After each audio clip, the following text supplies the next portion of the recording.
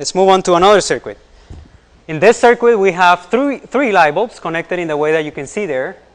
And I have some switches there that I can open or close. Let's think about first, why do those light bulbs have different brightness? They're supposed to have the same resistance. But you can see that one is brighter than the other one. Is that correct? You can see that this one is brighter than this one and that one. These two look the same brightness, but this one looks clearly brighter. How do we explain that? Because it has more current flowing through it, right? The brightness is related to the power dissipated by that resistor, by that light bulb, which is a resistor. The power, since they all have the same resistance, you can think of the equation I squared times R and compare that equation, the amount of power, for all of these resistors. So that equation tells you that the light bulb with the biggest current is going to be brighter if all the resistances are equal, right? So the one with the biggest current, of course, is this one, because the current coming out of the battery, let's say that that flow is the electron, so the current is coming out of the battery like this. That's a whole current I, and then that current splits in two. Half of it goes this way, and half of it goes the other way. So this one gets twice as much current as this one or that one. And the brightness of this and that should be the same, because they have the same resistance, they're connected between the same difference in potential. Now let's open one of those switches. Let's open S1, which is the first one. That's not it. What do you think is going to happen when I open the switch, that switch? What's going to happen to the brightness of the light bulbs? He's saying all of the light bulbs should go out. Right, so you now have a gap. If you open that switch over there, there is a gap now. And the current flowing out of the battery is going to encounter that gap. It's not going to be able to jump across the gap, so it has to stop. Right? So let's open that. Better do it here. Oh, there. So if you open it, doesn't look very open, but I opened it. Then the current is going to stop. All right, so that's what happens when you open that switch. If I close it, then the current can resume flowing. What happens to the brightness of the light bulbs if I now open switch number 2, which is the one over here? This one. What would happen if I open that one? What would happen to the brightness of all of the light bulbs here? Think about what would happen to this light bulb, and think about what would happen to this light bulb.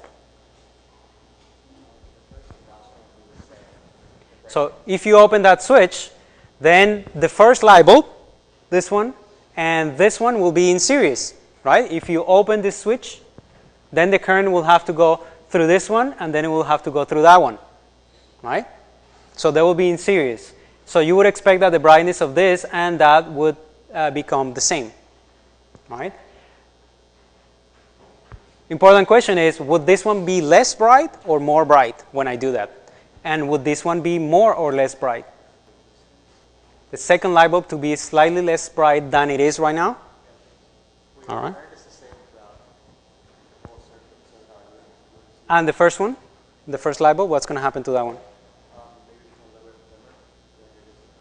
Well, let's see. I think we're going to have to write some equations to see what happens.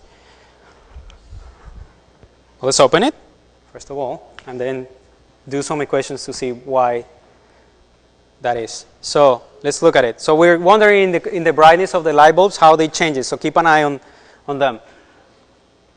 So the middle light bulb, of course, goes off. There's no current flowing through it. But look what happened to the brightness of the brightest one. It went down. And the brightness of the number 3 one, it went up. Right? Okay, so how do we understand that? How do we explain that? So when the switch is closed, this is what the circuit looks like. Battery, light bulb, switch closed. That's the circuit when the switch is closed, right? This is switch S2. Okay, So what is the current flowing through? We said that the light bulb 1 is going to be the brightest because it has all the current flowing through it. So the current of light bulb 1 is the total I. The current flowing through light bulb 2 is I divided by 2. And the current flowing through light bulb 3 is I divided by 2 also. Let me call this one light bulb 1, light bulb 2, light bulb 3. Okay, so that's when the switch S2 is closed. Now what's going to be the current when I open it? So when I open it, it's like I have a gap here. So the current is no longer able to go through that branch. So the current now has to flow in the circuit this way, that way, then it goes through this one, and it comes back to the battery this way. So now 1 and 3 have the same current. What is the value of that current? Now the calculation when it's open. Now the total resistance of the circuit is equal to what? R plus R, 2R. Right? So you had before, you had a current that it was equal to the equivalent resistance when the switch was closed was 1 and 1 is 0.5. 1 in parallel with 1 is 0.5 plus 1, that was 1.5. Right? So the current when the switches were all closed was equal to the EMF divided by 1.5. Okay, let's keep that as a reference.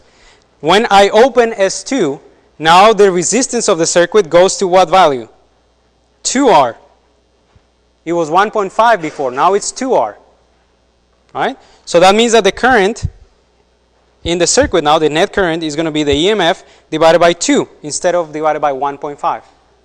So that current, what happened to that current? It went down. Right?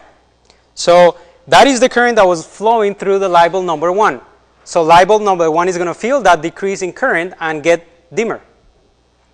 Right? Because the current for that light bulb is going from epsilon divided by 1.5 to epsilon divided by 2. So the current went down. Okay? So the light bulb, the current going through light bulb 1 before was epsilon divided by 1.5. After I open,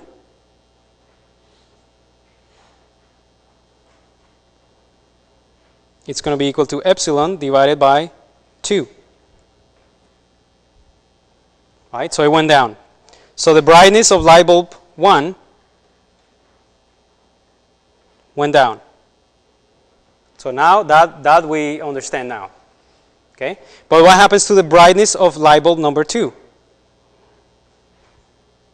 What was the current flowing through that light bulb before I opened the switch? If the total current was epsilon divided by 1.5, then the current flowing when I had S2 closed, then the current flowing through the light bulb number 3 was epsilon divided by 3. Right? The current in light bulb 3 before was equal to epsilon divided by 3 because it's 1/2 of epsilon divided by 1.5. What is the current flowing through that light bulb, number 3, after you open the switch? So now it's epsilon divided by the net resistance of the circuit. When S2 is open, the circuit is series 1 and 3. The net resistance is 2R. So what happened to the current flowing through the third light bulb? Did it go up or did it go down? It went from epsilon divided by 3 to epsilon divided by 2. Is that going up or down? That's going up, right? So the current in light bulb number 3 goes up. And the current in light bulb 1 went down. Yeah. How do I get epsilon divided by 3? So that was 1/2 of the current flowing through. Remember that the circuit is closed here, right? So it's 1/2 of the current flowing of the net current is what flows through 3. The net current is I is epsilon divided by 1.5 because this one and that one do 1.5 of resistance plus 1, 1.5. So 1/2 of epsilon over 1.5. Okay? Okay, so that explains what happened to those light bulbs when I opened the switch number 2.